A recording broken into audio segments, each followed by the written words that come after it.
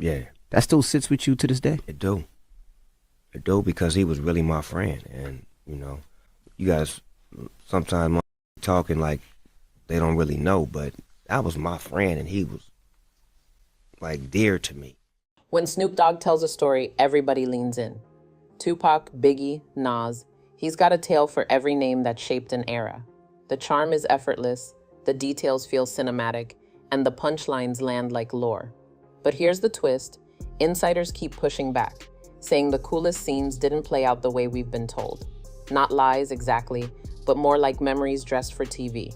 So tonight we're tracing the biggest Snoop stories, side by side with what the people around him remember, and asking the uncomfortable question, where does the legend end and the tape run out?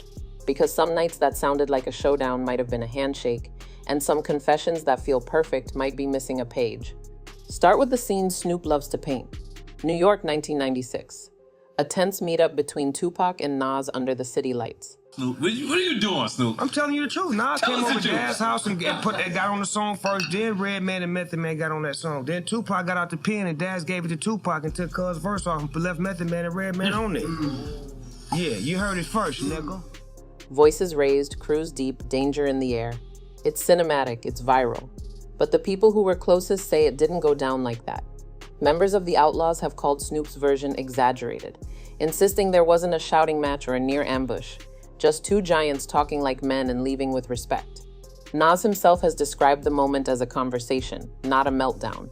In other words, the confrontation that lives on in clips and captions might actually have been a quiet truce in real time. Rewind to Nas's The Message.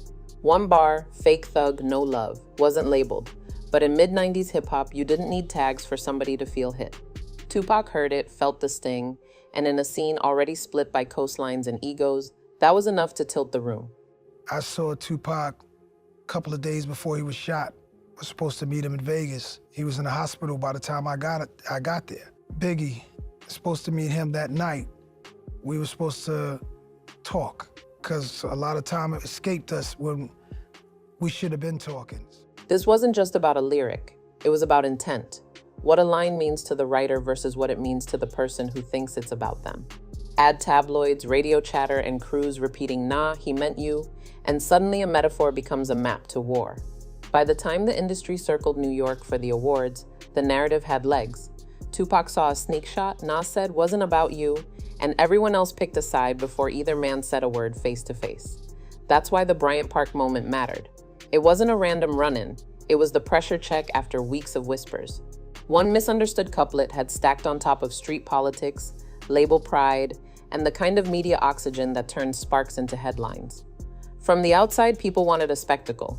Raised voices, crews crowding, a clear winner. What happened was Nas ain't got a lot of people with him, but he got a lot of people with him, if you know what I mean. And I'm seeing him and I'm knowing, because I'm a gangbang. I'm seeing with their hands on their guns. I step away from him and Nas right here, boom. Nas like, what's up, Pac? Man, I love your music, I'm a fan. That's what Pac say. From the inside, it was two architects protecting their blueprints. Tupac didn't want to look like he'd let a line slide. Nas didn't want to own a shot he never aimed. In the middle sat hip-hop's oldest problem. When the art moves faster than the clarifications, the song writes the storyline. And here's the quiet truth that rarely trends. Most beef starts with an interpretation, not a confession. Once fans and gatekeepers decide what a bar means, context gets flattened. The tape loops, the myth grows. Which is why the actual conversation between Tupac and Nas matters more than the rumor that got them there. And what happened next would surprise everyone. Nas has said they spoke their piece and kept it respectful. Strip away the rumor fog and the moment feels almost quiet. Two giants meet. They probably would have killed all of us, I don't know. That could have happened. But Nas was real cool. Him and Tupac talked it out and everything went smooth after that.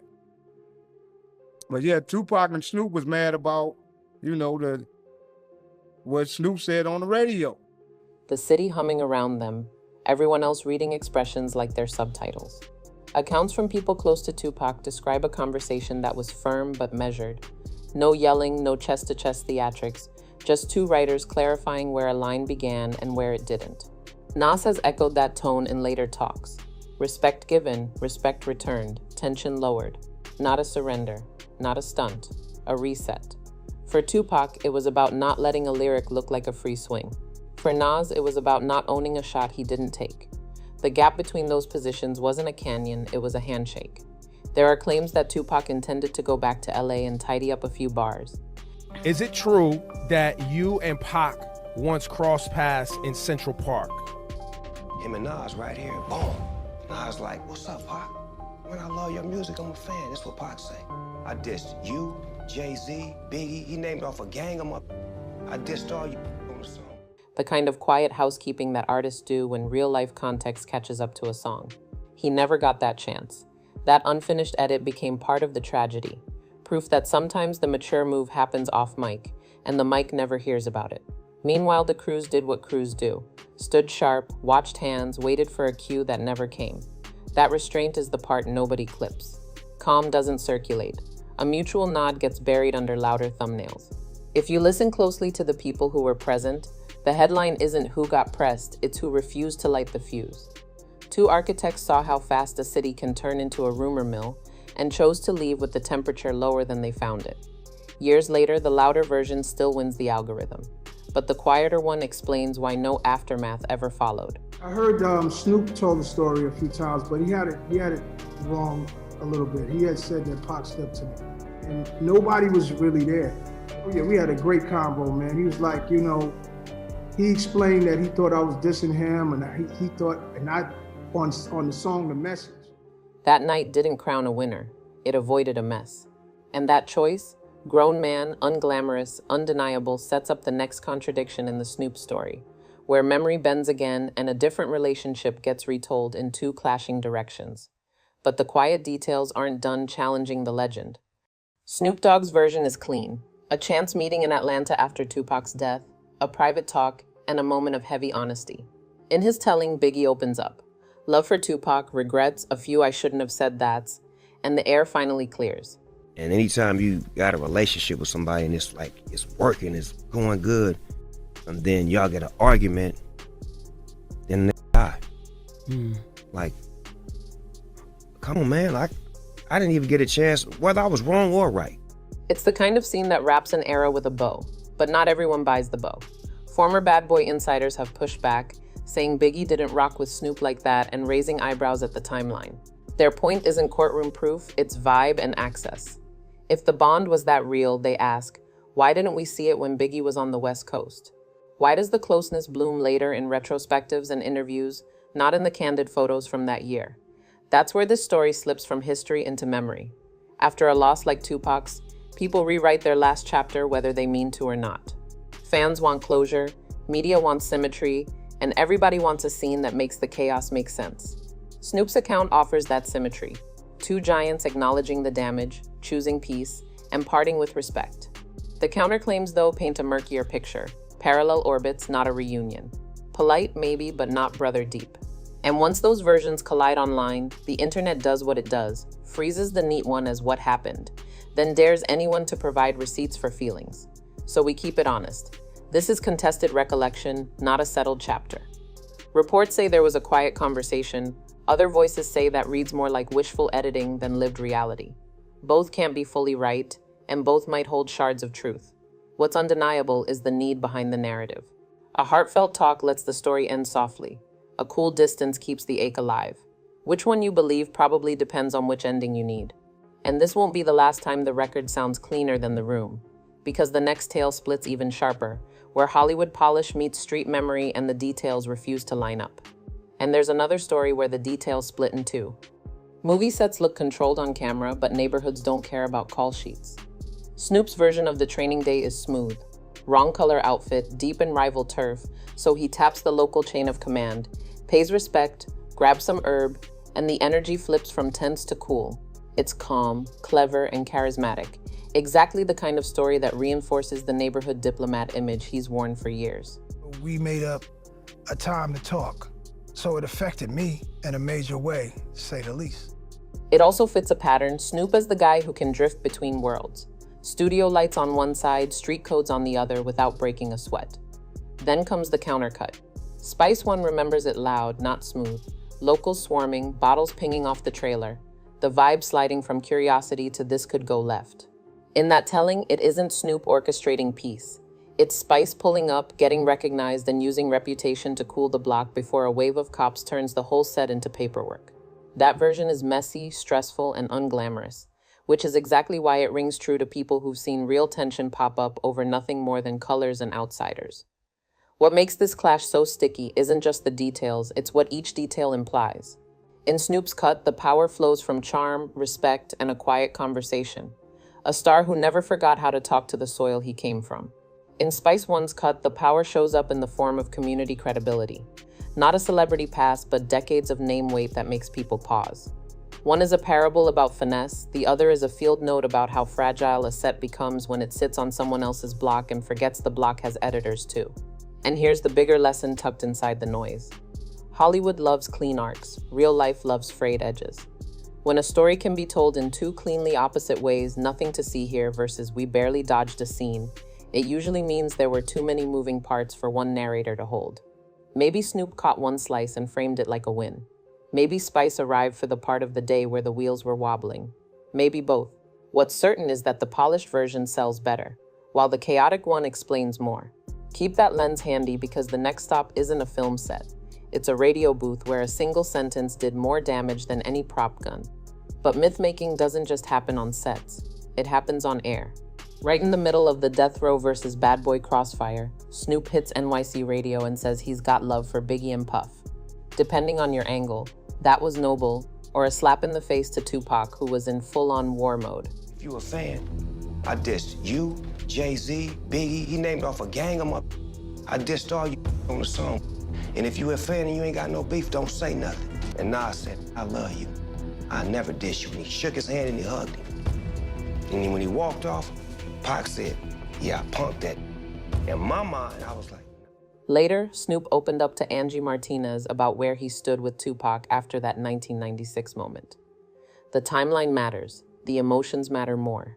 To his day ones, that radio moment felt like a switch up, smiling on the air with people they'd been dissing in the booth days earlier. To Snoop, it sounded like refusing to wish harm on anybody. Both truths can exist, but they don't sit well together. That's how riffs start, quietly, then all at once. What made it burn hotter was the platform. A local interview doesn't stay local. Stations syndicate, tapes travel, and by the time the quote hits the streets, it's stripped of tone and context.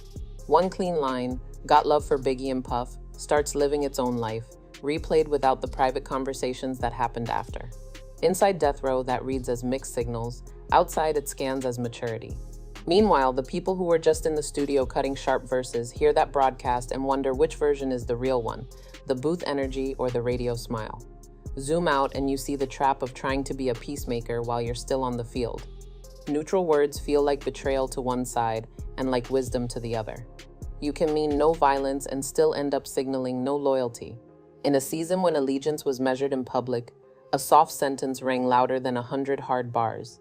And once the clip settled into the culture, it became another example of how a single broadcast can bend a whole storyline, setting up the pattern we keep seeing in Snoop's tales. The neat version wins the headline, while the messy truth keeps arguing in the comments. Here's the thing about celebrity memories. Time sands the edges off the hard parts and polishes the parts that play well in interviews. Add nostalgia, trauma, missing footage, and 1,000 reposts, and suddenly the neatest version starts to feel like the real one. Snoop is a master storyteller, nobody denies that. But when outlaws Nas, Spice One, and Gene Deal keep raising their hands to say, hold up, that's not how I remember it, you have to admit there's a pattern. The cooler the story sounds, the more people line up to say it's a little too cool. There's also how memory actually works. People don't replay an event, they replay the last telling of the event. Each retell trims a beat, sharpens a line, and leaves out the awkward silence that doesn't serve the point. Do that over years and you're not exactly lying. You're performing the draft that survived. Meanwhile, platforms reward certainty. A careful "I think this is how it went" dies in the feed. A crisp "here's what happened" gets clipped, captioned, and canonized. The algorithm loves confidence, not caveats. And the archive isn't our referee. The 90s weren't fully on camera. What we do have is scattered. Radio rips, secondhand quotes, grainy photos. Enough to support a narrative, rarely enough to settle the narrative. That vacuum leaves room for charisma to become evidence. The best narrator wins until someone with equal presence tells a different version. and then the audience picks the story that fits their loyalties, their region, their idea of who their favorite really is. So the legends grow because they're efficient. They package chaos into something portable. They give grief an ending and beef a moral. And the longer we repeat them, the harder they set. Which is why you'll keep hearing two truths at once. Snoop as a born raconteur and a chorus of peers saying not quite. Hold both, and the contradictions stop feeling like gotchas. They become proof that the decade was bigger than any one mic. So where does that leave us? Somewhere between a camera-ready legend and the messier, quieter truth. The Bryant Park meet feels more like a handshake than a showdown. The Biggie closure moment is inspiring but disputed. The Training Day tale splits right down the middle. And the 1996 radio love line explains why some folks say Snoop plays both sides. The lesson isn't that Snoop lies. It's that every iconic scene in hip-hop has at least 3 versions. Yours, mine, and the one memory writes for the microphone. If anything got exposed tonight, it's how easy it is for great storytelling to outrun the facts. And that leaves one last question for you. When your favorite story sounds perfect, should it?